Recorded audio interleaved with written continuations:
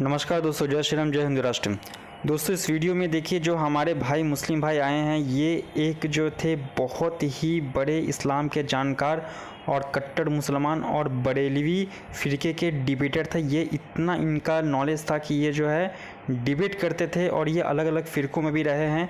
इस वीडियो को देख के आपको समझ में आ जाएगा कि ये कितने इस्लाम के बड़े जो है जानकार थे और इन्होंने जो है आज इस्लाम को जो है छोड़ दिया। क्योंकि इस्लाम में कोई मोरालिटी इनको नहीं पता चला जब ये इस्लाम की गहराई में ये गए। तो इस वीडियो को पूरा आप देखिए, बहुत चीज़ समझ में आएगा। और इतने पढ़े लिखे हैं, फिर ये बाद में जो है अफसोस कर रहे हैं कि अगर ये 15 साल अपना जो है इस्लाम में नहीं देखे, अगर ये 15 साल पढ़ाई किए होते आईएएस का, तो आज ये आईपीएस ऑफिसर शायद बन चुके होते। तो चलिए वीडियो में हम आगे देख लेते हैं। इससे पहले निवेदन है कि चैनल पर अगर आप नए आए हैं तो कृपया करके चैनल को सब्सक्राइब भी कर लीजिए। चलिए वीडियो आगे देख लेते हैं। फिर दरगाह जाके सलाम पढ़ना, मैं नात खा भी हूँ, नात भी पढ़ना। फिर वहाँ से सफ़र रहा मेरा दरगाह से, वहाँ पे हमें पीरी मुरीदी सिस्टम में थे। फिर वहाँ से फिर थोड़ा तबलीग जमात की तरफ मुतासिर हुआ मैं। कोई नॉर्मल रूटीन जो लोगों का होता है, पहले बरेलवी होते हैं, फिर वो तबलीग जमात वालों का जो मेहनत बरेलवी, फिर सिया हज़रत से थोड़े कांटेक्ट में। फाइनली अहले हदीस में आया मैं। अहले हदीस में आके फिर फाइनली आप लोगों का जो डिबेट देखा, वहाँ पे मेरा जहन खुल गया। ओके, तो आज क्या है? आपने इस्लाम मुकम्मल तौर पे तर्क कर दिया या क्या सीन है? नहीं, छोड़ दिया, मुकम्मल तौर पे ही छोड़ दिया। और इवन मैं आपकी वीडियोस देखते रहता। वाह वाह वाह वाह वाह वाह भाई लोगों, हमारे रिसर्च स्कॉलर भाई के लिए एक गुलाब तो बनता है। इतनी कंट्रोवर्सीज के बाद आज स्ट्रीम हुई और मैं भी एकदम जोश में आया था और भाई ने तो मेरे जोश को आज डबल कर दिया। आप देखिए, ये चीज मैंने बड़े जमाने से कहा था कि अहले हदीस जो होता है उसके लिए बहुत आसान हो जाता है इस्लाम से निकलना। ये एक पूरा प्रोसेस होता है कि जो पहले बरेलवी था या देवबंदी था, अगर वो रिसर्च स्कॉलर साहब, आप मेरी बात में बाद में ऐड करना, आपको इसमें कुछ लगे तो, जो बरेलवी से जो देवबंदी होता है या अहले हदीस हो जाता है, या बरेलवी से पहले देवबंदी बनता है, तबलीगी बनता है, फिर बाद में अहले हदीस बनता है, तो ये प्रोसेस होता है। अगर एक इंसान अपना एक फिरका छोड़ के दूसरे फिरके में आ रहा है, समझ लीजिएगा कि उसके अंदर तहकीक का कीड़ा जाग चुका है। तहकीक का कीड़ा यानी इन द सेंस कि भाई इसमें मेरे को गलत लग रहा ना, वो वाली फिरके की बातें थोड़ा ज्यादा सही लग रही, मेरा फिरका सही नहीं है, ये दूसरा मसलक जो है ये कुरान और हदीस के मुताबिक बता रहा है, इसकी बातें सही है। तो वो क्या करता है, देवबंदी हो जाता है, फिर देवबंदी से अहले हदीस हो जाता है, या तो सीधा देवबंदी से, अच्छा ये मोमिन की जलेबियां भाई ने और एक 10 मेंबरशिप गिफ्ट, ठीक है, इसको मैं बाद में ले लूंगा, नहीं तो फ्लो टूट जाएगा। तो उसके अंदर जो तहकीक का मादा जो है ना, वो आ जाता है कि भाई कुछ ना कुछ तो गड़बड़ है किधर।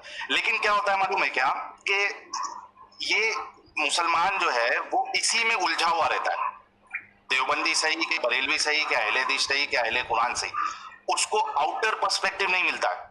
और जिस दिन आउटर पर्सपेक्टिव मिल जाता है, जैसे हमारे रिसर्च स्कॉलर भाई को मिला है कि भाई उन्होंने इंडिया टीवी वाली वो डिबेट देखी, टेस्ट ले लिया अंकुश जी साहब, बाकायदा वो नात खा रहे हैं, और वो जो जिस तरीके से उन्होंने दरूद पढ़ा है, ये मोस्टली वो बरेलवी हजरात के वहाँ इस तरीके से अलग अलग टाइप के दरूद होते हैं, उन्होंने वो पढ़ा है।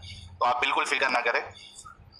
तो जब आउटर पर्सपेक्टिव, जी प्लीज गो अहेड, मैं सिर्फ अपनी बात रख रहा था, आप अपनी बात रखें। साहिल भाई, मैं इवन डिबेटर था, तो मैं डिबेट करता था इल्मे गैब पे, नबी के इल्मे गैब पे। अगर आप इजाजत दे तो मैं 30 सेकंड के अंदर अपनी बात मुकम्मल रखना चाहूँ।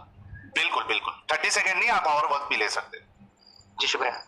तो सबसे पहले मैं जब बरेलवी मकतब फिक्र था, तो आला हजरत का फाउंडर था इमाम अजीमुल बरकत मुजद्दिद दीन व मिल्लत परवान रिसालत पेशवा अहले सुन्नत अशाह इमाम अहमद रजा खान।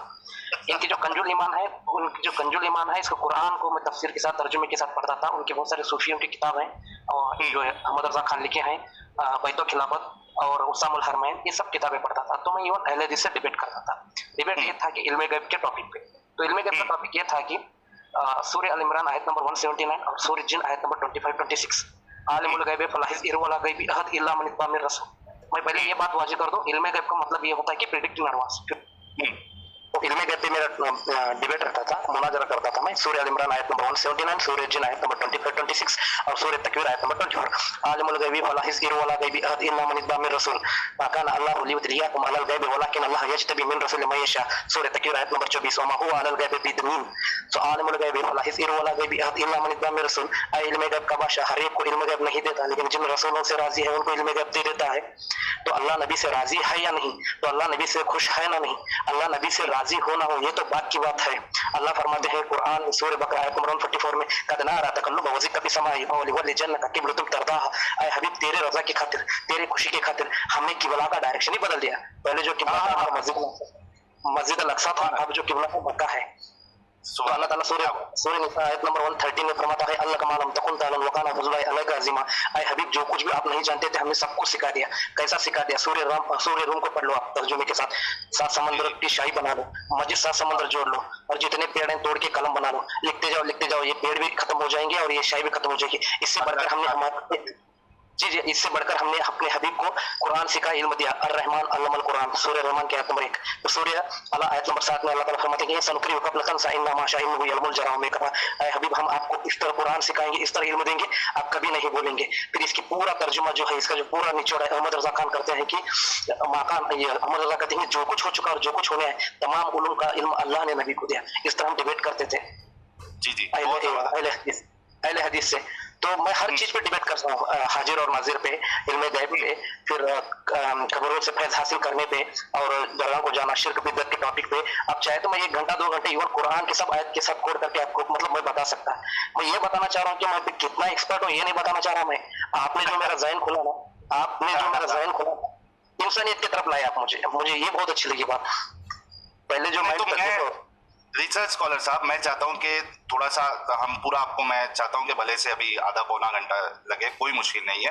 डिस्कशन हम वैसे भी एपिसोड 1 एपिसोड 2 में करते हैं और आप जैसे इल्म वाले लोग जो है वो कम हमें मिलते हैं जो इतना नॉलेज रखे। और खास करके आप जब मुनाजरे के मैदान में हैं तो मैं सोच सकता हूँ कि किस तरीके से आप मंतिक का और ये जो भी टेक्स्ट है उसका किस तरीके से आप फायदा उठाते रहे होंगे और कितना दिमाग लगाते रहे होंगे, क्योंकि मुनाजरा करना ये कोई बच्चों का खेल नहीं है।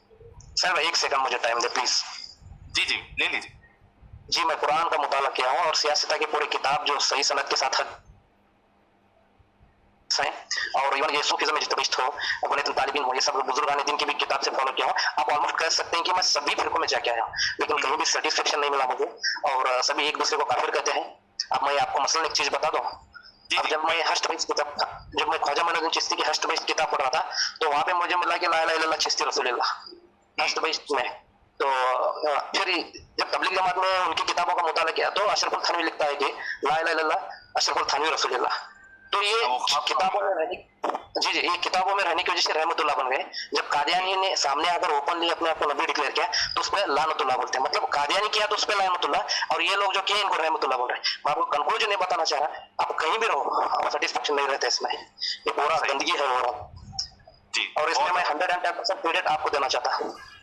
तो क्या हुआ ऐसा रिसर्च स्कॉलर साहब, आप मुनाजिर रहे, डिबेटर रहे और फिर जब आपने वो इंडिया टीवी का डिबेट देखा फिर आपने क्या रिसर्च किया या क्या आपके जहन में आया? तो आप इस्लाम से ही बाहर हो गए, थोड़ा वो भी डिटेल में बताइए ताकि आपको सुन के कई सारे हजरात जो इस कल्ट में फंसे हुए हैं शायद वो भी सोचने पे मजबूर हो जाए, गौर करने पे मजबूर हो जाए। जी सर, बस सबसे पहले तो मैं जो आप जिस तरह इत्मीनान क्या बोलते हैं उसको कूल माइंड से जो आंसर देते ना मुझे बहुत अच्छा लगता है। ऐसे लोगों को मैं बहुत ज्यादा पसंद करता, हरैश नहीं होते, कुछ नहीं होते, वो अच्छा लगा मुझे। और दूसरी बात आपने जो पॉइंट्स निकाल रहे थे ना, तो मैं हदीस में भी हूँ, सही हदीस, ज़ईफ हदीस, मनसूख, नाशिक और जो मुतवातिर हैं या सही सनद के साथ है नहीं, ये सब हदीस के टाइप भी स्टडी किया मैं। आप जब फर्स्ट टाइम में जब डिबेट कर रहे थे वहां पे कुछ कॉन्फिडेंटली बात कर रहे थे तो मुझे लगा ये बंदा इतने कॉन्फिडेंस से बोल रहा, बोले तो कुछ ना कुछ है। हम सिर्फ एक एंगल पकड़ते हैं, जैसे कि सूरह अहज़ाब की आयत नंबर 6 है, अन्नबिय्युन औला बिल मुमिनीन मिन अनफुसिहिम व अज़वाजिहिम उम्महातुहुम, ये जो नबी की बीवियां हैं सब तुम्हारी माएँ हैं। तो सूरह अहज़ाब में आयत नंबर 40 में माकाना मोहम्मद अबा मिन रिजालिकुम व खातमुन नबिय्यीन बिकुल्लि शैइन अलीम, बोल के आयत मतलब क्या, ये नबी है तो मर्दों में से किसी की बात नहीं। तो क्वेश्चन यही ज़हन में उठता, जब ये बाप नहीं है तो वो हमारे माँ कैसे हुए हैं? तो दोस्तों यहाँ पर थोड़ा सा गौर करने वाला मैं थोड़ा सा आपको रोक के मैं आपको बोलना चाहूँगा कि नबी ने कहा कि नबी जो है तुम में से नहीं है किसी का बाप, नबी जो है खुद को बोल रहे हैं, दूसरों को समझा रहे हैं कि मुझे जो है अपना पिताजी मत मानो, मुझे जो है अपना बाप मत मानो, लेकिन मेरी जो बीवियां हैं वो तुम सबकी माएँ हैं। इसका मतलब क्या हुआ? ये डुअल स्टैंडर्ड कैसे हुआ? ध्यान रखिए कि कोई भी जो अच्छा जो फरिश्ता होता है या फिर कोई भी जो स्पिरिचुअल मैन होता है, उसको लोग जो है अपने अपने उम्र के हिसाब से, अपने अपने हिसाब से जो है उसके साथ में रिश्ता जोड़ लेते हैं। जो लड़कियां होती हैं कम उम्र की, वो उनको अपने पिताजी जैसे देखती हैं, गुरु जैसे देखती हैं, आदरणीय गुरुजन सम्मान के नज़र से देखती हैं। लेकिन हमारे जो नबी जो थे सो कॉल्ड, वो तो लड़कियों के प्रति इतने ज़्यादा उनका मन में आकर्षण था कि अगर वो ये बोल दे कि तुम अगर वो ये नहीं बोले तो फिर तो बहुत सारी लड़कियां जो है नबी को जो है वो तो अपने पिताजी जैसा भी मानेंगी, तो फिर तो उनके साथ में जो है वो डिंग डोंग नहीं कर पाएंगे। इसीलिए जो है नबी ने लोगों को मना किया कि नबी जो है तुम में से नहीं है किसी का बाप, लेकिन नबी मुझे जो है अपना पिता मत मानो, इस नज़र से मुझे मत देखो। जैसे कोई बिगड़ा हुआ स्वभाव का इंसान होता है ना, वो लड़कियों को बोलता है कि मुझे जो है भाई मत बोलो, मुझे दोस्त बोलो, क्योंकि भाई के नज़र से तो आप किसी के साथ में जो है वो तो लड़कियों के साथ में आप जो है मस्ती मजाक नहीं कर पाएंगे। तो इसीलिए उसी तरीके का ये जो एक तरीके से बात हो गया। चलिए वीडियो आगे देखते हैं। और इवन मैं जब खुतबा दे रहा था तो जंगे बदर, जंगे उहद और सुलह हुदैबिया और जंगे तबूक, इस पे मैं भी खुतबा दे रहा था। खुतबा देते वक्त कुछ हदीस ऐसे मिले मुझे, जैसे कि अगर आपकी इजाजत हो तो मैं 30 सेकंड में बताना चाहूंगा। बिल्कुल बिल्कुल बताएं।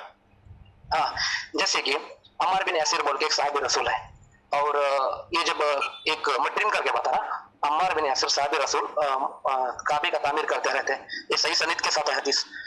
तो हुजूर सल्लल्लाहु अलैहि वसल्लम क्या कहते हैं उनको? हम हुजूर सल्लल्लाहु अलैहि वसल्लम को इतने अदब से बोलते हैं कि इमाम कायनात सैयदना वलीना व आखिरुल शाफी मुस्लिम व रहमतुल्लाह अलैहि आलमीन व इमाम आजम साहिब बुर्राक साहिब कुरान साहिब मेरा सरवर कायनात फखर दो आलम हुजूर सल्लल्लाहु अलैहि वसल्लम, क्योंकि हमको बरेली में सिखाया गया है।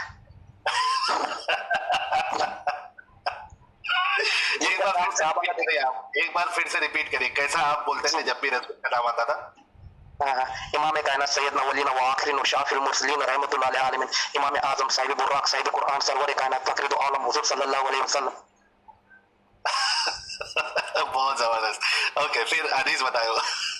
हाँ, फिर वो हदीस ऐसी थी कि जब वो तामीर कर रहे थे काबे के तामीर करते वक्त, नबी ने कहा, हुजूर सल्लल्लाहु अलैहि वसल्लम ने, सरकार ने कहा कि अय अम्मार बिन यासिर को बोल रहे हो, अय अम्मार तू बहुत अच्छा काम कर रहा है। मैं ड्रीम करके बता हदीस को, इसके अल्फाज भी थोड़े मुख्तलिफ हो सकते हैं, लेकिन कंक्लूजन जो है, मफहूम जो है वो बता रहा हूं एग्जैक्टली।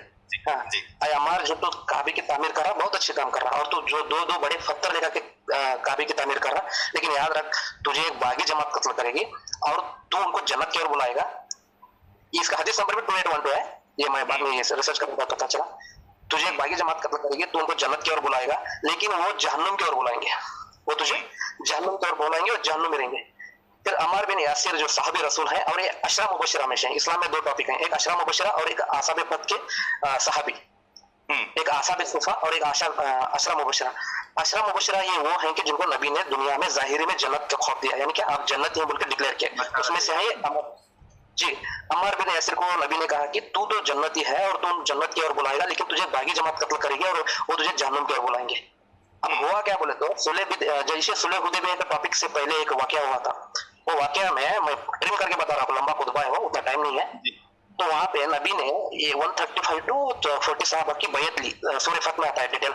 वो बैयत में उन्होंने क्या ली कि जितने साहबी की उन्होंने बैयत ली तो ये सब जन्नती हैं बोल के ले 135 उनको जन्नती बोल के उनको वहां पे बैयत ली। फिर यहाँ पे अम्मार बिन यासिर को क्या बोले, तू तो जन्नती है और तू जन्नत की ओर बुलाएगा, लेकिन तुझे ऐसे लोग कत्ल करेंगे कि जो तुझे जहन्नुम की ओर बुलाएंगे और वो बागी जमात रहेगी। अब होता क्या बोले तो मॉरल ऑफ स्टोरीज, अम्मार बिन यासिर का कातिल निकलता अबुल गादिया। ये अबुल गादिया भी साबिर रसूल ही है, अबुल गादिया भी साबिर रसूल है। होता मसला ये कि अम्मार बिन यासिर जो अशरा मुबशरा में से है, ये ऑलरेडी जन्नत डिक्लेयर्ड है। अब नबी बोल रहे कि तुझे जो कत्ल करेगा वो जहन्नुम में होगा और जहन्नुम की ओर बुलाएगा। लेकिन अबुल गादिया वो शख्स है जिनको नबी ने सूर्य फत यानी वो जो आसाब फत के नीचे बैयत दी थी कि ये 135 जो मेरे साहब हैं ये भी जन्नती। मतलब क्या, ये भी जन्नती वो भी जन्नती। कंक्लूजन क्या निकला, आप समझ रहे मेरे बात को? समझ रहा हूँ।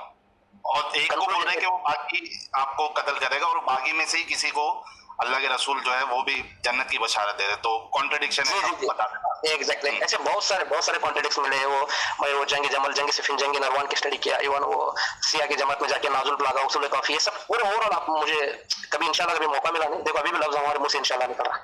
तो कभी मुझे मौका मिला नहीं, इंशाल्लाह आपके साथ अगर आपकी इजाजत हो तो कभी मुझे टाइम दो। जी तो जी मैं बिल्कुल, आप हमारे पैनल का हिस्सा बन सकते हैं रिसर्च स्कॉलर साहब। मुझे तो खुशी है और मैं तो चाहता हूं कि आपके जैसे जो लोग हैं, जो वाकई में आप लोगों ने स्टडी की है। नहीं साहिल भाई मैं एक बात कहना चाहूंगा, कितना भी पढ़ लो कुछ भी कर लो, इंसानियत से बढ़ के कोई मजहब नहीं है, और जब तक हमारे में इंसानियत नहीं आती कोई भी मजहब फायदा नहीं है। और कोई भी मजहब बुरा नहीं है, लेकिन वो तब बुरा है कि वो मजहब से दूसरे मजहब को प्रॉब्लम नहीं रहना चाहिए, यानी कि तकलीफ नहीं होना। तो मेरा ऐसा मानना है कि अब मेरा एक मजहब है, मेरे मजहब से अगर किसी मजहब को तकलीफ हो रहा है तो एग्जैक्टली मेरे मजहब में रहना फायदा ही नहीं है। बहुत जबरदस्त, क्योंकि इंसानियत खत्म हो जाती है वहां पे। और ये तो आपने वजह अभी तक नहीं बताई है रिसर्च स्कॉलर साहब के वो प्रोग्राम देखने के बाद आपका क्या जहनियत बनी और क्या वो मेजर पॉइंट्स थे जिसकी बुनियाद पे आप निकल ही गए सीधा? जी जी सर भाई, बात यह है, जैसे मैंने आपको प्रोग्राम देखा, इवन मैं पहले से रिसर्च करते रहता, इंटरनेशनल लेवल रिसर्च करते रहता। आप जैसे बोलते ना जाकिर नाइक बोल के, उसको भी स्टडी किया मैं, वो क्या बोलता है क्या नहीं बोल के। इवन मैं नाथ भी हूँ, नाथ भी पढ़ता हूँ, सलाम भी पढ़ता हूँ। आप ओवरऑल मुझे ऑलराउंडर बोल सकते हैं, जिस तरह क्रिकेट में बोलते हैं ना, बहुत क्रेज, इतना क्रेज दिन, इतना क्रेज दिन इस्लाम का, इतना हर चीज आनी चाहिए। इवन मैं अरबी को तालाल बदरू अलैना मिंतानी यदुरवादा वजबुल शुक्र अलैना मार सब बाय हार्ट किए थे। इतना क्रेज, इतना ज्यादा क्रेज इस्लाम का। लेकिन जैसे आप लोग स्टेज पे जाके ये सब करने लगे तो थोड़ा ज़हन खुल गया मुझे कि ये बंदे कहाँ से ला रहे हैं, इनका सोर्स क्या है, मतलब ये जो हदीस पेश कर रहे हैं एग्जैक्टली सही सनद के साथ है हदीस भी, तो ये क्या है बोल के वहां पे मैं रिसर्च करते रहा। रिसर्च करने के बाद मुझे ऐसे चीजें मिलते गई, बहुत सारी चीजें, जैसे कि इस्लाम में जो लॉन्डी सिस्टम है, मारिया की इब्तिदा के बारे में, तो फिर बाद में गुलाम लौंडी के बारे में, और बेवजह कत्लो गारत भी है जंग बदर, और एक नबी को भी जंग करना ही मुनासिब नहीं है, नहीं, क्योंकि लक़द काना लकुम फी रसूलिल्लाहि उस्वतुन हसना, सूरह अहज़ाब की आयत नंबर 21 है कि ये जो नबी है तुम में से बेहतर है, यानी क्या, इसकी जिंदगी इब्तिदा करो, इनकी जिंदगी तुम्हारे लिए बेहतर नमूना है, इनकी इब्तिदा करो बोल के। तो ये हर चीज मैं इब्तिदा करने के लिए सोचा, तो अगर मैं इनकी इब्तिदा करूँ तो एग्जैक्टली मुझे भी लौंडी रखनी पड़ेगी, मुझे भी वो फज़कर इमाम मुज़क्किर लस्त अलैहि भी, ऐसे कुछ आयतें हैं बहुत सारे कुरान में। तो ये मैं देखने लगा कि ये इंसानियत में फिट हो रहा नहीं कहीं भी। अब मैं एक हिंदू भाई है हमारा, उससे मैं कितनी अच्छी बात कर रहा हूँ, लेकिन मेरा दीन मुझे नहीं दे रहा कि उसके साथ मैं पूरी तरह 100% कंफर्ट हूँ। अब कुछ मुस्लिम लड़के हैं, वो धोखा देते, सब कुछ करते, सिर्फ कलमे की बुनियाद पर वो जन्नती डिक्लेयर होते हैं। कुछ हिंदू भाई हैं, वो इतना अच्छा काम करते, पूरी लाइफ अच्छा काम करते, लेकिन उनको कलमा नसीब नहीं होता, वो जहन्नम में जाते। इस्लाम को ओपनली कंसेप्ट है, इसमें कोई डाउट नहीं है। तो ये ऐसी चीज इलॉजिकल लगने लगे मुझे पूरी तरह। फिर मैं इस चीज को खोलते रहा, खोलने के बाद फिर पता चला कि इंसानियत नहीं है इसमें, बहुत सारी चीजें। और वो ज़ैनब की जो शादी है, ज़ैद बिन हारिसा जो साहब रसूल है ना, उनके गुलाम, उसके बारे में स्टडी किया। हमें जो पढ़ाया गया, हमें जो दिखाया गया, वो एंगल ही अलग है। क्योंकि हमें जो डिफेंस मोड पे सिखाया गया, पूरा top to bottom defence mode, हमें सच्चे, हमें सही, हमारा जो नबी, हम बहुत लकी हैं क्योंकि एज ए मुस्लिम पैदा हुए बोल के। लेकिन बाद में पता चला हम सबसे अनलकी हैं बोल के, क्योंकि हम इंडिया में है इसलिए सेफ है, इंडिया में है इसलिए सेफ है क्योंकि due to our Hindu brothers. ये हिंदू कम्युनिटी ऐसी है, ये हिंदुइज्म ऐसा है कि ये सबको लेके चलते हैं, और ये कभी अपने मजहब में कोई आए ना आए, किसी को फोर्स नहीं करते। तो ये एक सबसे बेहतरीन है। जी जी, जैसे कि मैं बताऊं, सबसे पहले इंडिया में जो ये मुस्लिम आए, पाकिस्तान में मेजोरिटी बढ़ गई, पाकिस्तान अलग करके ले, अफगानिस्तान में मेजोरिटी बढ़ गई, अफगानिस्तान अलग करके ले गए। फिर बाद में बांग्लादेश में मेजोरिटी इनकी बढ़ गई, बांग्लादेश अलग कर ले गए। अब कश्मीर में इनकी मेजोरिटी बढ़ गई, कश्मीर को अलग कर ले। केरला में इनकी परसेंटेज बढ़ रही है, तो वो उसका एक अलग ही रहता है, इंडिया का एक अलग ही रहता है रिजल्ट। तो मैं ओवरऑल ये कहना चाहता हूँ, it is one kind of cancer. जो बाल ठाकरे साहब महाराष्ट्र में कहते थे ना, ये कैंसर है बोल के, ये पार्ट को निगलते आ रहा है। क्यों कर रहे हैं हमारे लोग इतना यहाँ पे इंडिया में, इतना खाते पीते, इतना यहाँ पे मतलब ओपनली रहते? ये हमारा देश है, रहने के बावजूद अपना क्यों नहीं मान सकते हमें इससे? ये चीज भी मुझे बहुत सारी खटकने लगी। तो मैं क्यों कॉपी करना है? हमारी खुद का कल्चर है, हमारी खुद की संस्कृति है भारत की, तो जो बाहर से आके ने बाकी लोगों ने यहाँ पे लूटपाट मचाई, उनको हमें क्यों फॉलो करना है? हम अपना खुद पे गर्व या प्राउड क्यों नहीं फील कर सकते? एग्जैक्टली मैं यही सोचा कि अगर अरब में जाके कोई हनुमान चालीसा पढ़ेगा तो लोग पढ़ने देंगे हमको? नहीं देते। तो मैं ये बताना चाहता, सेक्युलरिज्म नहीं है इस्लाम, ये ओपन है, इसमें कोई डाउट नहीं है। और ये पहले देखो, मैं ऐसा बंदा कि मैं पहले से कूल माइंड और सेक्युलरिज्म में बिलीव करता था, लेकिन ये चीजें जब वो हाईलाइट होने लगे, हमें जो डिफेंस मोड है, मतलब यही पढ़ाया गया, यही दिखाया गया, जैसे कि बुजुर्गान दीन खबरदार मेरे वलियों को ना किसी बात का डर है ना खौफ है। हम सूफीज्म में जाने लगे, सूफीज्म में जाने के बाद मुर्शिद जो बोलता है इंसानियत की बात करता, मन अरफा नफ्सहु फक़द अरफ़ा रब्बहु, जिसने अपने नफ्स को कंट्रोल किया उसने रब को पाया, सिर्फ इंसानियत की बातें बातें करने लगे। तो हमें जो है आप एक टाइप से बोल सकते हैं मक्की इस्लाम बताया गया, मक्की, आप बोलते हैं ना मक्की इस्लाम मदनी इस्लाम बोल के। मुझे पता है, बाद में पता चला है मक्की इस्लाम मदनी इस्लाम क्या है। बाद में पता चला कुछ मक्की आयतें हैं, कुछ मदनी आयतें। मक्की आयतें जो है वो डिफेंस है, मदनी आयतें हैं जो तलवार क्या बोलते हैं उसको, पूरा ओवरऑल फोर्स है। ऐसे चीजें बहुत सारे निकल के आए। तो बहुत देर से मैं आपके स्ट्रीम में आ रहा था, लेकिन मुझे मौका नहीं मिल रहा था, और मेरे फैमिली भी साथ में है नहीं, उन्होंने थोड़ा रात में कॉल किया तो कंजेक्टर करते हो किसको कॉल कर रहे हैं, क्या बात कर रहे हो, अच्छा डरते हो लोग, इतने इसलिए नहीं है। तो इस हिसाब से मैं आता था, फिर जाता था। तो मैं वो बता रहा था, आप मुझे किसी भी टॉपिक पे छेड़ दो, मैं इंशाल्लाह उस पर ये करता। तो मैं यहाँ पे बता नहीं चाह रहा था, मैं तालिब इल्म ही हूँ, लेकिन ओवरऑल जो आपने जो मोमेंट स्टार्ट किया ना, 100% सर, 100% विदाउट डाउट, मैं चाहे तो आपको ऑन द स्पॉट दोनों खुद भी सुना सकता मेंबर पर जुमा की, तो आपको कंफर्म हो जाएगा मैं इमामत भी करता हूँ, करता था बोल सकते हैं आप मुझे। तो आपसे इवन आपसे मैं बहुत मुतासिर हुआ और बहुत कुछ सीखने मिला, और मेरे से भी बहुत सारे लड़कों को, 15-20 लड़कों को मैं बताया हूँ, नहीं भैया ऐसा नहीं, ये भी एक एंगल है बोल के, वो भी स्टडी कर रहे हैं, वो भी पूछ रहे हैं हाँ यकीनन ये भी पार्ट है ना, हमको क्यों नहीं बताया बोल के, सबका जहन खुलते जा रहा है। क्या बात है, क्या बात है। लेकिन रिसर्च स्कॉलर साहब, मैं सिर्फ आपसे यही रिक्वेस्ट करूंगा कि क्या होता है ना कि कई बार जब हमें पता चलता है ना, और जो आपके अंदर कैफियत अभी है वही कैफियत हमारी भी थी, और कुछ गलतियां मैंने कर दिया था इसी कैफियत की वजह से, वरना मेरी आइडेंटिटी लीक नहीं होती थी। तो क्या होता है कि जज्बात इंसान के अंदर आता है जब उसको पता चलता है कि, और खास करके उन लोगों के अंदर जो बहुत ज्यादा इसमें इन्वॉल्व थे, तो अब उनको ऐसा एहसास होता है यार मैं निकला ना तो अभी बाकी लोगों को भी बताना है। लेकिन अब मसला ये है कि हमारी जो कौम है उनके अंदर एक्सेप्टेबिलिटी नहीं है कि भाई छोड़ दिया ना, ठीक है बोल रहा तो बोलने दो, तो हम हमारे आलिम साहब इनको, ऐसा नहीं, उसका सोशल बॉयकॉट शुरू हो जाएगा, उसका फाइनेंशियली बॉयकॉट शुरू हो जाएगा, बल्कि यहाँ तक कि उसकी लाइफ पे भी रिस्क आ जाता है कि कोई आगे सरफिरा कहीं कुछ नुकसान ना कर दे। तो मैं आपसे इतनी रिक्वेस्ट करूंगा, आपको बहुत अच्छा आपने तहकीक की है और उसके बाद आप बाहर निकले, मैं आपसे रिक्वेस्ट करूंगा जो भी काम ले जोश में लेने के बजाय होश में ले, सिक्योरिटी का अपने काफी ध्यान रखे, ऐसे लोगों से ना बताए कि कल की तारीख में आपकी जान के दुश्मन बन जाए। जी साहिल भाई मुझे और 30 सेकंड दे तो बहुत एहसान होगा मेरे पे। जी प्लीज। साहिल भाई मैं और एक बात, बहुत दिन से मौका मिला इसलिए मैं एक्साइटेड होकर आपसे बात कर रहा हूँ, उसका मतलब गलत ना समझो कि आप बार टाइम मांग रहा बोल के। नहीं, आप रखिए, मैंने टाइम दिया ना, मैंने कहा आपको आधा घंटा भी आप बात कर सकते। नहीं मैं सोच रहा था कि मैं आपको शायद डिस्टर्ब कर रहा हूँ, ज्यादा टाइम लेके डिस्टर्ब कर रहा हूँ, ऐसा फील हो रहा मुझे। नहीं ऐसा कुछ नहीं है भाई, नहीं आप बिंदास बात रखिए।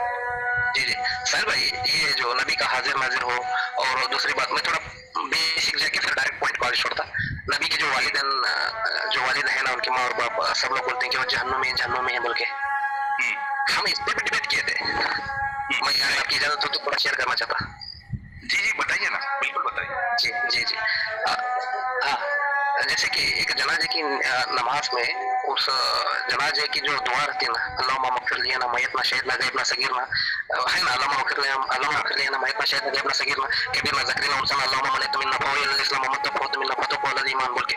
मतलब क्या, एक जनाजे की नमाज में मग़फ़िरत की दुआ है बालिग के, और नाबालिग की जो है अल्लाह मजलहू लना फरतु अल्लाह अजर जुक्र शाफी मुसफ़ा, यानी कि एक नाबालिग बच्चा का इंतकाल हुआ तो उसके लिए शफात है, मतलब वो बच्चा आगे जाकर हमारे लिए शफात करेगा। और एक बालिग जो है औरत मर्द, उसके लिए मग़फ़िरत की दुआ है, यानी कि वो गुनहगार है। तो हम इस तरह डिफेंड करते थे कि जो नबी अपनी माँ के लिए दुआ नहीं किए, इसलिए नहीं क्योंकि वो ऑलरेडी बख्शे गए थे। मेरी बात पूरी मुकम्मल होना चाहिए, हाँ, वो इसलिए नहीं किए क्योंकि वो बख्शे हुए थे। अगर वो बख्शे नहीं होते तो उनके जनाजे में ये दुआ होती, ठीक है। इसलिए बच्चे को मग़फ़िरत की दुआ इसलिए नहीं पड़ती क्योंकि वो बख्शा हुआ है, इसलिए उसमें मग़फ़िरत की दुआ नहीं है, शफ़ाअत की दुआ है। अल्लाह ये है उनकी, अल्लाह जल्ल लना फरतु अल्लाह अजर जुक्र शाफी मुशफ़ा बोल के। तो हम ये डिक्लेयर करते थे इससे कि जैसे कि या अल्लाह ईसा अलैहिस्सलाम को माफ कर दे, या अल्लाह मूसा अलैहिस्सलाम की गलती को उनको माफ कर दे, ऐसे कभी नहीं होता क्योंकि नबी हैं, बख्शे हुए हैं, ठीक है। तो जो नबी के वालिदैन है, वो जो वालिदैन है वो बख्शे गए ऑलरेडी। तो इसका और एक एग्जांपल ये मैं आपको बताना चाह रहा था कि कैसे बख्शे हुए हैं। नबी जो अपनी माँ के लिए कब्र पे दुआ नहीं की, तो इसका मतलब ये है कि ऑलरेडी बख्शे हुए हैं, वो मासूम है। लेकिन सुनने अबू दाऊद की एक हदीस है, क्या हदीस है कि नबी को कोई एक शख्स आके पूछा कि अल्लाह के नबी मेरे माँ बाप कहाँ पे हैं, वो सही सनद के साथ है, तो बोले कि तुम्हारे जो माँ बाप है वो जहन्नुम में। तो रोने लगा, फिर नबी भी रोने लगे। क्यों? वो शख्स ने पूछा नबी आप क्यों रो रहे हैं? तो नबी ने बोला कि मेरे भी बाप जहन्नुम में है। ये सही सनद के साथ है हदीस। लेकिन जब जैसे हम कुरान का शान नुज़ूल और शौक़ सबक देखते हैं, उसी तरह हदीस का शरा और मुहद्दिसीन का अक़वाल देखना चाहिए। वहाँ पे बाप जो है अरब में चाचा को भी बोला जाता, जो नबी ने बोला कि मेरे भी बाप वहां पे है, मतलब वहां से बाप से जो लिंक है वो अबू अबू तालिब है, ना कि अब्दुल्ला। मतलब मैं कंक्लूजन आपको ये बताना चाह रहा, इस तरह डिबेट करते थे हम। जलेबी, हाँ जलेबी आप बोल सकते हो, जलेबी बोल सकते हैं। और वसीले के पे वसीला लेना क्या नहीं, वसीला कैसे करना, तवसुल क्या है, या लज़िनामतकुम वक्त को इलल वसीला, ऐ ईमान वालों अल्लाह से डरो, अल्लाह के राह में वसीला इख्तियार करो। सूरह माइदा आयत नंबर 35। कुरान में 5 वसीले आए हैं, नमाज, इस्ताईनु बिस्सब्रि वस्सलात, सब्र और नमाज से वसीला चाहो। फिर बाद में दूसरों के नेक अमलों का वसीला, खुद के अमलों का वसीला, जैसे कि वैसे करने के पास उमर फारूक के वसीला ले। और जो बनी इसराइल के हदीस में 3 लोग गारे हिरा में सपड़े थे, वो खुद के, इस तरह हम 5 वसीले कुरान से साबित करते थे। जब मैं बरेली में था, जब मैं बरेली में था तो अहले हदीस के साथ इस तरह डिबेट करते थे। जब मैं अहले हदीस में आया तो पता चला कि ये सब शिर्क करते हैं, बिदअत है, बिदअत है, कुल्लु बिदअत ज़लाला, ज़लालतुल फिन्नार, ये सब लोग बिदअत करते हैं, कौन दरगाह जाने वाले। तो तमाम बिदअतें गुमराह हैं और तमाम बिदअतें जहन्नुम में ले जाएंगे। फिर इय्याका नअबुदु व इय्याका नस्तईन, सूरह फातिहा आयत नंबर 4, ऐ अल्लाह हम सिर्फ तेरी ही इबादत करते हैं, तुझसे ही मांगते हैं। फिर सूरह निसा आयत नंबर 48, सूरह निसा आयत नंबर 48 में है इन्नल्लाह ला यगफिरु अन युश्रक बिही, अल्लाह के साथ जो शिर्क करता है अल्लाह उसका कभी मदद नहीं करता। फिर सूरह माइदा आयत नंबर 72, माफ नहीं करता, मदद नहीं, माफी नहीं करता। जी माफ नहीं करता। मैं आपको एक कंक्लूजन बता रहा, मैं सब उतना टाइम नहीं है नहीं पूरा बोलने के लिए। फिर सूरह माइदा आयत नंबर 72 कोड करते थे, मन युश्रिक बिल्लाह फक़द हर्रम अल्लाह जाना व मावी अन्नार व मा ला तथालिमिन मिन अंसारिन, इस तरह। फिर सूरह नहल आयत नंबर 62 कोड करते थे, अम्मा यजुब वल मुदत्तिर इदा व यक्शफुल सू व यजालुकुम खुलफा अल अर्दी। मतलब ओवरऑल ये बताना चाह रहा था, जो शिर्क करते हैं अल्लाह वो गुनाह को कभी माफ नहीं करता और वो जहन्नम में जाएंगे और उनका कोई वहां पे मददगार नहीं। ऐसे बहुत सारे आयत, तकरीबन 20-25 आयतें जो मुझे बायरटी है। तो इस तरह जब बरेली में थे तो अहले हदीस में गए, अहले हदीस में जाके वहां पे रहने के बाद बरेली को काफिर बोलने लगे। जैसे कि पहले शुरू जो है सूफी में गए, सूफी में जाने के बाद तबलीगी काफिर लगने लगे, तबलीगी में जाने के बाद फिर ये अहले हदीस काफिर लगने लगे, अहले हदीस में जाने के बाद शिया काफिर लगने लगे, शिया में भी वक्त गुजरा, ला इलाहा इल्लल्लाह अली वलीउल्लाह। फिर वो बोलते थे अन हुसैन मिन अना मिनल हुसैन, और फिर बोलते थे हुसैन तेरा हुसैन मेरा हुसैन, इसका हुसैन उसका हुसैन, सबका और आपका, वो खुशकियों का, वो समंदरों का, वो सूफियों का, वो कलंदरों का। अगर हुसैन शहीद ना होता तो आज घर घर यजीद होता, नबी की सुन्नत अदा ना होती, अल्लाह के घर में अजा ना होती। क्या बात है। नहीं मैं आपको बता रहा, इस तरह शिया में भी गए, वो है ना जिसका मौला अली है, जिसका वो है ना, वो पूरे ओवरऑल टोटल पूरा स्टडी करने के बाद है पता चला ये साले एक दूसरे को ही काफिर बोलते हैं। क्योंकि नबी की एक हदीस है, नबी की क्या हदीस है, सही सनद के साथ। साहबी ने पूछा उनको, तो नबी ने कहा, क्या कहा, मेरी उम्मत में, बनी इस्राइल की उम्मत में 72 फिरके थे, मेरी उम्मत में 73 होंगे। तो साहबा ने पूछा कौन सी, उसमें जन्नती कौन सी होगी? तो नबी ने पहले क्या बोला, इल्ला मिल्लतुन वाहिदा। क्या है? पहले तो बनी इस्राइल में 72 फिरके हुए थे, मेरे उम्मत में 73 होंगे। ठीक है। तो इल्ला मिल्लतुन वाहिदा, हक वाली कौन सी रहेंगी? तो साहबा पूछे नबी हक वाली कौन सी? तो नबी ने कहा मा आना अलैहि व असहाबी, मेरे और जो मेरे साहबा के तरीके पे रहो। अतिउल्लाह व अतिउर रसूल उलिल अम्रि मिनकुम या कुल इन कुंतुम तुहिब्बून अल्लाह फत्तबिऊनी व हबीबकुम अल्लाह। बहुत सारे आयतें, लक़द काना लकुम फ़ी रसूलिल्लाहि उसवतुन हसना, बहुत सारे आयतें हैं। या आखिर में साहबी फ़इन्नहुम ख़यालकुम सुम्मा लज़ीना यलूनहुम सुम्मा लज़ीना यलूनहुम। तो पता क्या चला, जो नबी है और नबी के जो साहबा हैं उनके तरीके पर जो रहेंगे वो जन्नती रहेंगे, कामयाब होंगे। लेकिन जी हाँ, पता ये चला कि साहबा का क्वेश्चन रहना था कि आपको कैसे पता, आप तो इल्म गैब नहीं जानते। साहबा का क्वेश्चन ये नहीं था। साहबा का क्वेश्चन क्या था, सरकार जन्नती कौन से होंगे? तो उन्हें बोले मा आना अलैहि व असहाबी इल्ला मिल्लतुन वाहिदा, मा आना अलैहि व असहाबी, मेरे और जो मेरे साहबा के तरीके पे रहेंगे वो जन्नती होंगे। मतलब 73 में एक ही फिरका जन्नत रहेगा यानी फ्यूचर, यानी मुस्तकबिल की बात बता रहा। ये जो नबी है मुस्तकबिल की बात बता रहा है, इसका मतलब ये गैब जानता। बरेलवी बोलते कि हम हक पे हैं, क्योंकि साहबा का अकीदा क्या था, नबी इल्म गैब जानते, इसलिए फ्यूचर की बात बता रहे। तो मैं ओवरऑल ये बताना चाह रहा था, ये इतने फिरके, अब चाहे तो वो जैदी, इस्माइली, बोरा, वो तो पूरे भारत से गए वसिया में, फिर कादियानी, फिर वो पाकिस्तान में एक है गौहर शाही। ये इतने फिरके, कौन हक है कौन सही है कुछ भी पता नहीं चल रहा। सबकी तफसीर पढ़े हमने, जैसे कि आप बोल सकते हैं अशरफ तनवी की तफसीर पढ़े, अहमद रजा खान की पढ़े, वो शिया का नाम क्या उनका, जियाउल हक, शायद जियाउल हक नहीं, मेरे ज़हन में नहीं आ रहा। फिर इनके अहले हदीस के जुनागढ़ी के पढ़े। इस सबके पढ़ने के बाद कंक्लूजन ही नहीं पता चल रहा एग्जैक्टली चल रहा क्या है। ये मतलब समझ रहे आप मेरी बात को? पूरी उम्मत बिखरी हुई है। फिर ये झूठे लोग ये दावा करते हैं कि मुसलमान जो है ना वो इत्तेहाद पर है। काय का घंटे का इत्तेहाद है आप लोगों का? हर एक जन, जैसे कि अभी भाई ने बताया कि बटे हुए हो, ये सिर्फ आके जब आप लोग एक्स मुस्लिम से बात करने आते हो तभी आप सब लोगों का इत्तेहाद जागता है, वरना आपको आपस में एक दूसरे को काफिर, एक दूसरे के घर में बेटियां आप लोग नहीं देते, एक दूसरे से लड़ाइयां करते हैं, यहाँ तक के हाथापाई तक की बात हो जाती है। यहाँ तक कि कई सारी मस्जिद ऐसी है जिसमें अगर बरेलवी की मस्जिद है उसमें अगर कोई देवबंदी या फिर अहले हदीस जिसको ये वहाबी कहते हैं और बाकायदा लिख के लगाते हैं, अगर कभी चला जाए नमाज पढ़ ले कोई वहाबी इनकी मस्जिदों में, तो कई केसेस हमने देखे हैं, हमारे सामने आए हैं, सुने हैं हमने, जब मोमिन थे तो पूरी मस्जिद को धोया गया कि भाई ये जी सही है मैं एग्जैक्टली यही बताना चाह रहा था आपको। ये केस हुआ है हमारे साथ भी एक बार। हम पहले विदाउट रफुल अदैन से नमाज पढ़ते थे, अब रफुल अदैन के साथ नमाज पढ़ने लगे। तो एक बार बरेली मस्जिद में पढ़ने के बाद वो वहाँ के आलिम नहीं था, शायद हाफिज था, वो आगे बोलने लगा कि रफुल अदैन मनसूख है, मतलब ऐसा है वैसा नहीं है करना उसको। नबी ने कहा कि क्या बोलते हैं उसको, सल्लू का मारा तो मुन्नी सुल्ली, जिस तरह मैं नमाज पढ़ता हूँ उस तरह पढ़ो बोल के। ये सब बोलने के बाद हम भी डिबेट किए थे उसमें। आप यकीन मानो उसमें हमारी फतह हो गई, लेकिन क्या भी फायदा नहीं इसका, क्योंकि बेसिक ही प्रॉब्लम है। मारो कत्लो गारत लौंडी सिस्टम जजिया ये सब पढ़ने के बाद अपने आप को हेट फील हो रहा। कितना मेहनत किया मालूम है सर। मैं एमकॉम करके सॉफ्टवेयर फील्ड में गया। सॉफ्टवेयर फील्ड जाके मैं सोचा कि आगे कोचिंग को ना भाई ये एक मिनट सिर्फ देना, आई एम रियली सॉरी मैं इंटरप्ट कर रहा हूँ। ये हमारे सलफी भाई है, ये भी मुमिन नहीं है। देखिए ये भी अपनी गवाही दे रहे हैं, हालांकि मुमिन है सलफी भाई हमारे, ठीक है, और कट्टर सलफी है। ये कहते हैं मैं मार खाते खाते बच्चा एक बार देवबंदी की मस्जिद में because I was praying Salafi style. तो ये हकीकत है। ये कोई सलफी एक तो कैसा है, देवबंदी और बरेलवी दोनों क्या है मोस्टली हनफी होते हैं, तो 90% नमाज का तरीका जो है वो सेम होता है। कुछ कुछ जगह पे इनके इख्तिलाफ है नमाज में, ठीक है, लेकिन जो अहले हदीस है उसकी तो नमाज ही पूरी अलग होती है। तो वो बरेलवी की मस्जिद देवबंदी चला गया अकेले में नमाज पढ़ने, तो इतना जल्दी पहचानने में नहीं आएगा कि देवबंदी है, लेकिन अहले हदीस चले गया तो फटक से पकड़ा जाएगा। सर भाई मैं और कुछ कहना चाह रहा था। जी बोले, सॉरी आप बताइए। हाँ, फिर अहले हदीस को भी स्टडी किया हम, क्या तो है देखेंगे बोल के, तो उनके में भी थोड़े बहुत प्रॉब्लम्स निकले। प्रॉब्लम ये था कि वो तावीज को लटकाना शिर्क बोलते हो, लेकिन वो जिसको अल्लामा रहनुमा बोलते हैं इब्ने तैमिया, वो खुद अल बिदाया वन निहाया में किताब में लिखता है कि तावीज लटकाना शिर्क नहीं है बोल के। वो लटकाता था, इवन उसके इंतकाल के बाद तावीज भी गले में थी, उसको अल्लामा बोलते हैं। और इवन ये म्यूजिक को हराम बोलते हैं अहले हदीस। लेकिन इब्ने हज़म सबसे पहला ऑन द अर्थ गैर मुक़ल्लिद है, ये खुद अपनी किताब में लिखता है कि म्यूजिक हलाल और बजा सकते हो, इवन बेच भी सकते हैं। आपको पता है ओवरऑल 2 टाइप की हदीस आई, और अल बिदाया वन निहाया जो है, अल बिदाया वन निहाया इब्ने कसीर की है भाई, तैमिया की नहीं। नहीं आप शायद उसका ये करो और एक बार मुताला करो, इब्ने तैमिया। एक मिनट रुको, मैं अभी आपको बताता हूँ। ये इब्ने कसीर की है, अल बिदाया वल निहाया।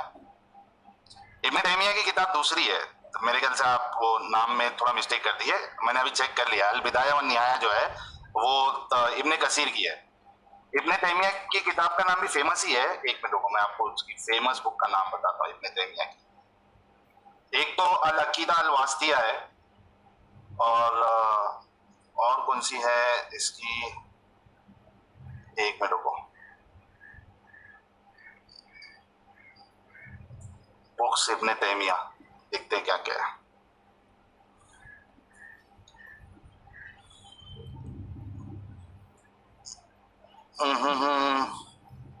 एक तो है the friends of Allah and the friends of शैतान है, फिर गार्डन्स ऑफ प्यूरिफिकेशन है इब्ने तैमिया की, lofty virtues of Ibn Taymiyyah है, disease of hearts and their cures, seeking forgiveness, और फतावा इब्ने तैमिया है। मेरे ख्याल से फतावा इब्ने तैमिया में देखा होगा आपने। आवाज आ रही भाई? रिसर्च स्कॉलर साहब आपकी आवाज नहीं आ रही थी, अभी आ रही है। जी मुझे कंफर्म है, मैं शायद बाद में आपको रेफरेंस ये करता हूँ उसका, और मुझे थोड़ा और मजीद मौका दे, कुछ और थोड़ी बात रखना चाहूंगा, शायद फिर मौका मिलने लगे। जी सही में प्रॉब्लम ये है कि हम एक बाउंड्री पे रहते हैं महाराष्ट्र कर्नाटक के, यहाँ पे मेरी उतनी उर्दू स्ट्रांग नहीं है। आप थोड़ा try to understand, please try to understand. ठीक, हाँ मैं इंग्लिश अच्छा बात कर सकता या हिंदी, या आप समझो अदर लैंग्वेज है, कन्नड़ा मराठी कर सकता अपनी बात। जी हाँ जी, मैं वही कंक्लूजन यही बोल रहा था कि क्या हुआ, इतना स्टडी किए, 15 साल वेस्ट हुए मेरे पूरे, दिन रात मेहनत की। मैं आईएएस कोचिंग को जाना करके सोचा था, दिल्ली और मिजोरम को उधर, तो ये सोचा मैं नहीं बा अपना बस इतना ही एमकॉम किए, फिर सॉफ्टवेयर में डिप्लोमा आईटी के, आईटी इंफॉर्मेशन टेक्नोलॉजी कोर्सेज किए, फिर इवन बेंगलोर में थोड़ी जॉब भी किए, फिर रिटर्न आया, आने के बाद सोचा कि नहीं कोचिंग करना, और इतना मेहनत किया सब किए, कुछ आईएएस के लिए ज्यादा मत बताओ भाई प्लीज। जी हाँ आईएएस कोचिंग करना ऐसा वैसा करके सोचे, फिर लगा नहीं कुछ दीन के लिए खिदमत करना बोल के। फिर उसके बाद पहले से भी पढ़ते थे, लेकिन वो तो 10-15 साल फिर इसमें लगाए दीन में। तो आप यकीन मानो, अगर मैं वही कहीं तो कोचिंग में लगाया होता तो आज एक IAS ऑफिसर रहता था मैं, इतना तो मुझे गारंटी है एटलीस्ट। वेस्ट का बोल सकते साहिल भाई, वेस्ट का हो रहा हूँ, क्योंकि ना इधर के ना उधर के ऐसा होके बैठे। कम से कम इंसानियत बची, बस इतना ही हम अपने आप को लकी समझते हैं, वो भी आपकी वजह से। चलिए, आप अभी कोशिश कर लीजिए, पढ़ाई की कोई उम्र नहीं होती। आप कोशिश करिए, उस पर फिर से आप ट्राई करिए, और उसमें अगर आपको किसी तरीके की मदद चाहिए होगी तो कुछ मेरे पास कॉन्टैक्ट्स भी है बड़े बड़े लोगों के, तो मैं कोशिश करूंगा उनसे कनेक्ट करके, अगर आप ये फील्ड में आना चाहते हैं, पढ़ाई के फील्ड में, तो मैं ट्राई करूंगा भाई। पक्का तो नहीं बोल सकता हूँ, लेकिन कोशिश जरूर करूंगा। जी शुक्रिया शुक्रिया।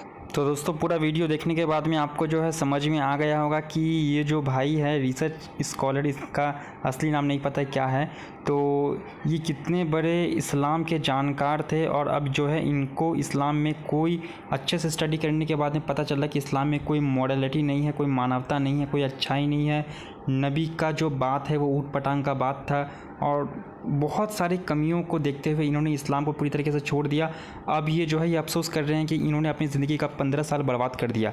तो आप लोगों से निवेदन है कि कृपया करके, अगर आप इस्लाम के ऊपर स्टडी कर रहे हैं, हायर स्टडी करना चाहते हैं, तो कृपया करके ऐसा मत करिए, आपका ज़िंदगी जो है बर्बाद हो जाएगा। फिर जो है आगे अच्छे से स्टडी करने के बाद में जब आपको पता चलेगा कि इस्लाम जो है सच्चा मजहब नहीं है, तब आपको अफसोस होगा। और एक तो जो है आपको अफसोस भी होगा कि आपने इतना टाइम दिया, दूसरा बाद में आपका उम्र जो है बीत जाने के बाद में आप जो है फिर कोई दुनियावी तालीम हासिल करने के लिए भी आपके पास में उम्र नहीं बचेगा, मोटिवेशन नहीं बचेगा।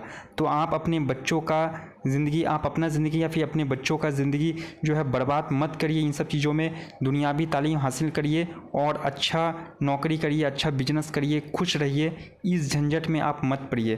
कहने के लिए बहुत है, लेकिन वीडियो ऑलरेडी लंबा हो चुका है, तो अब जो है इसको अच्छा लगा हो तो लाइक करिए, दोस्तों के साथ में शेयर करिए। चैनल को सब्सक्राइब नहीं किए हैं तो कृपया करके सब्सक्राइब कर लीजिए। धन्यवाद। जय श्री राम, जय हिंदू राष्ट्र।